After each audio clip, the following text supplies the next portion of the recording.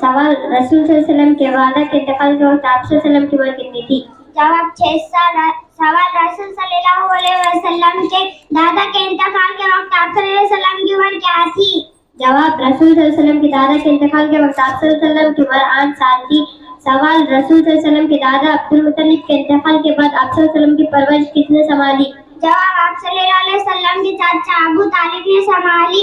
सवाल रसूल सल्लल्लाहु अलैहि वसल्लम ने बढ़ने के बाद कौन सा पेशा अख्तियार किया? जवाब पहले मक्का वालों की बकरियां चराई फिर तिजारत का पेशा इख्तियार किया। सवाल कुरैश अपनी तिजारत में आप सल्लल्लाहु अलैहि वसल्लम क्यों शरीक करते थे? जवाब क्योंकि आप सल्लल्लाहु अलैहि वसल्लम अपनी ईमानदारी और दयानतदारी में मशहूर थे। सवाल मक्का में वो कौन सी खातून थी जो बेवा रखन मारा थी? जवाब खतीजा रज़ियल्लाहु अन्हा। सवाल खतीजा रज़ियल्लाहु अन्हा का पेशा क्या था?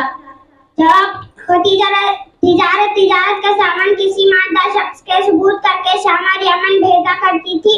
सवाल खदीजा रज़ियल्लाहु अन्हा और रसूल सल्लल्लाहु अलैहि वसल्लम की निकाह के वक्त आप सल्लल्लाहु अलैहि वसल्लम की उम्र क्या थी?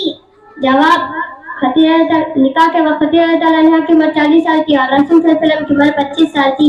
सवाल क्या अरब में लोगों का अमन नसीब था? जवाब अरब में लोगों का अमन नसीब नहीं था बल्कि रास्ते खतरनाक थे। रास्तों में मुसाफिरों को लूट लिया जाता था, गरीबों पर जुल्म किया जाता था।